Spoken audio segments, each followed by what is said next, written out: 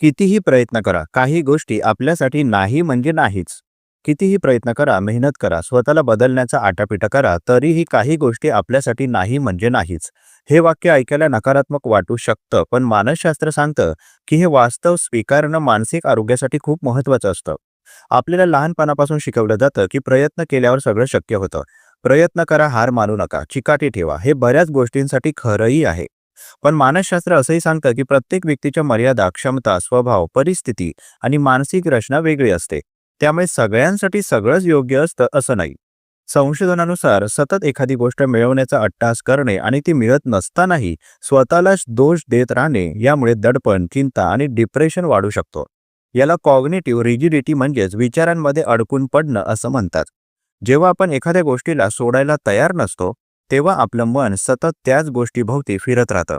उदाहरणार्थ, काही लोक नात्यांमध्ये खूप प्रयत्न करतात. समोरची व्यक्ती बदलावी, समजून घ्यावी, प्रेम द्यावं यासाठी ते स्वतःला पूर्णपणे झिजवतात.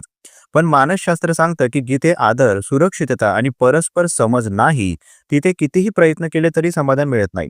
अशा वेळी हे नातं माझ्यासाठी नाही हे स्वीकारणं कमकुवतपणाचं लक्षण नसून भावनिक परिपक्वतेचं चिन्ह असतं. तसंच करिअरच्या बाबतीतही होतं.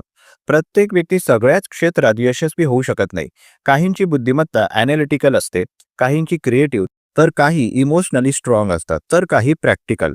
मानसशास्त्रात मल्टिपल इंटेलिजन्स थेअरी आहे, जी सांगते की बुद्धिमत्तेचे प्रकार वेगवेगळे असतात. त्यामुळे एखादं क्षेत्र तुमच्यासाठी नाही हे लक्षात आलं, तर ते स्वीकारणं म्हणजेच स्वतःची ओळख पटवणं होय. संशोधन असंही सांगतं की ॲक्सेप्टन्स ही कॉपिंग स्ट्रॅटेजी आहे. ॲक्सेप्टन्स म्हणजे हार मानणं नव्हे, तर वास्तव ओळखून पुढे जाणं. जेव्हा आपण एखादी गोष्ट स्वीकारतो की हे माझ्यासाठी नाही, तेव्हा मनावरचा ताण कमी होतो. मनातला संघर्ष थांबतो आणि त्या ऊर्जेचा उपयोग आपण आपल्या क्षमतेनुसार योग्य दिशेला करू शकतो. बऱ्याचदा समाजाची अपेक्षा आपल्याला चुकीच्या गोष्टींमध्ये अडकवते. लग्नाचं वय, यशाची व्याख्या, पैसा, पद, लोक काय म्हणतील, हे विचार आपल्याला स्वतःपासून दूर नेतात. पण मानसशास्त्र सांगतं की बाहेरच्या अपेक्षांवर जगणं दीर्घकाळ समाधान देत नाही. जे आपल्या आतून जुळत नाही ते कितीही मिळालं तरी पोकळी राहते. काही गोष्टी आपल्यासाठी नाहीत याचं आणखीन एक कारण म्हणजे टायमिंग. काही गोष्टी योग्य असतात पण त्या वेळेला नाही, आणि काही गोष्टी कायमच योग्य नसतात. हे ओळखण्याची क्षमता म्हणजे इमोशनल इंटेलिजन्स. जेव्हा आपण स्वतःला जबरदस्तीने एखाद्या चौकटीत बसवतो तेव्हा थकवा जाणवतो. संशोधनानुसार दिसून आलं आहे की थकवा फक्त कामामुळे होत नाही, तर चुकीच्या अपेक्षा स्वतःकडून ठेवण्यामुळेही होतो.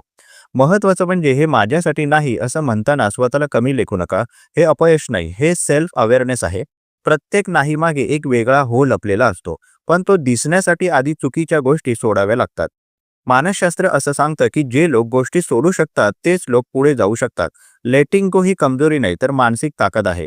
ज्या गोष्टी सतत वेदना देतात, स्वतःची किंमत कमी वाटायला लावतात, अशा गोष्टी आपल्या नाहीत हे मान्य करणं हे स्वतःवर प्रेम करण्याचं एक रूप आहे. शेवटी इतकंच लक्षात ठेवा, प्रयत्न करणे महत्त्वाचे आहे, पण स्वतःला ओळखणे त्याहून जास्त महत्त्वाचं आहे. सगळं मिळवायचंच नसतं, काही गोष्टी सोडल्यावरच मन शांत होतं. आणि कधी कधी हे माझ्यासाठी नाही असं स्पष्टपणे स्वीकारणं हेच खरं मानसिक स्वातंत्र्य असतं. प्रस्तुत मानसशास्त्रीय लेख तुम्हाला कसा वाटला जरूर कळवा. तुमची प्रतिक्रिया आमच्यासाठी महत्त्वाची आहे. तुम्ही सुद्धा कमेंट बॉक्समध्ये एखादा विषय लेखनासाठी सुचवू शकता.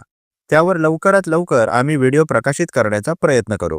तसेच हा उपयोगी व्हिडिओ उपयोगी लोकांना जास्तीत जास्त शेअर करा. मानसशास्त्र संबंधित अशाच नवनवीन माहितीसाठी आम्हाला फॉलो करायला विसरू नका. आणि आपल्या अधिकृत व्हॉट्सॲप चॅनलमध्ये सहभागी होण्यासाठी 9137300929 या क्रमांकावर व्हॉट्सॲप करा. तेथे लगेचच तुम्हाला व्हॉट्सॲप चॅनलची लिंक मिळेल. मानसिक समस्येवर गोळ्या घेण्यापेक्षा अधिकृत मदत घ्या. त्यासाठी वर दिलेल्या क्रमांकावर फोन किंवा व्हॉट्सॲप करू शकता. लवकरच एका नवीन विषयासोबत इथेच भेटूया.